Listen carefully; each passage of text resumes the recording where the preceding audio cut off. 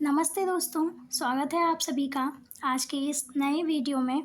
और आज के इस वीडियो में आप सब संस्कृत से जुड़े कुछ ऐसे तथ्यों को सीखेंगे, जानेंगे, समझेंगे जो संस्कृत भाषा के महत्व को बताता है। और हम सभी को इन तथ्यों को समझकर एक भारतीय होने पर गर्व महसूस होता है।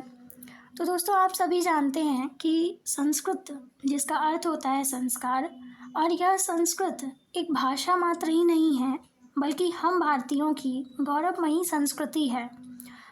और यह संस्कृत हमारी आत्मा, अस्मिता व भारतीयता के मूल से जुड़ी हुई है। आप सभी जानते हैं कि हमारे तमाम प्राचीन ग्रंथ जो हैं वो संस्कृत में ही लिखे गए हैं। और इसीलिए अगर हम संस्कृत को अपने देश की प्राण भाषा कहें तो इसमें कोई अतिशयोक्ति नहीं है। तो दोस्तों, आइए आज हम लोग इस वीडियो के माध्यम से संस्कृत से जुड़े कुछ ऐसे तथ्यों को जानते हैं।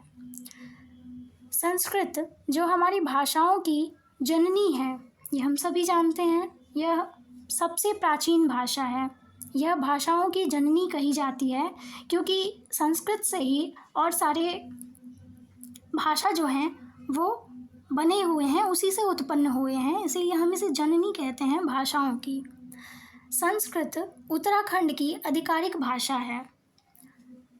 अरब लोगों की दखलंदाजी से पहले संस्कृत भाषा भारत की राष्ट्रीय भाषा थी। नासा के मुताबिक संस्कृत धरती पर बोले जाने वाली सबसे स्पष्ट भाषा है। ये नासा ने कहा है। संस्कृत में दुनिया की किसी भी भाषा से ज़्यादा शब्द हैं।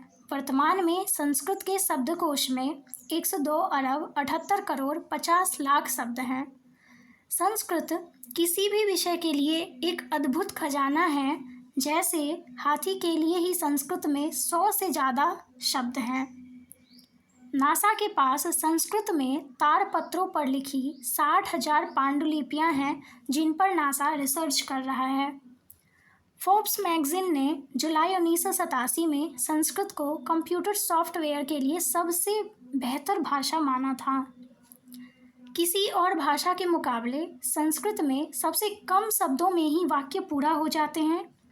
संस्कृत दुनिया की अकेली ऐसी भाषा है जिसे बोलने में जीभ की सभी मांसपेशियों का इस्तेमाल होता है। अमेरिकन हिंदू यूनिवर्सिटी के अनुसार संस्कृत में बात करने वाला मनुष्य बीपी, मधुमेह, कोलेस्ट्रॉल आदि रोग से मुक्त हो जाएगा।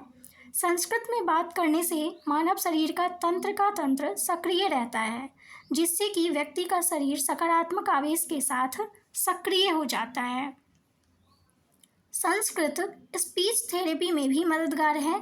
यह एकाग्रता को बढ़ाती है।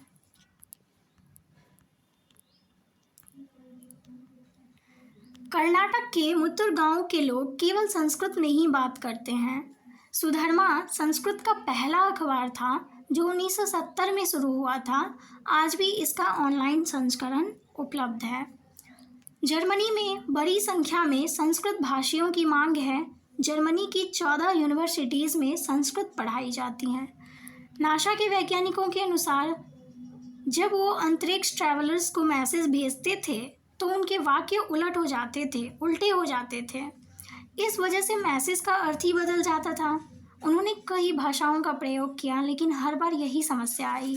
आखिर में उन्होंने संस्कृत में मैसेज भेजा क्योंकि संस्कृत के वाक्य उल्टे हो जाने पर भी अपना अर्थ नहीं बदलते हैं, जैसा कि हम सभी जानते हैं। एग्जाम्पल के माध्यम से भी यहाँ समझाया गया है, अहम विद्यालयम गच्छामि, या फिर आप इसी को उलट दीजिए, विद्यालयम गच्छामि अहम विद्यालयम। तो इसका मतलब सेम ही है तीनों का। अगर हम वाक्य को उल्टा भी करते हैं तो इसका मतलब सेम निकलता है।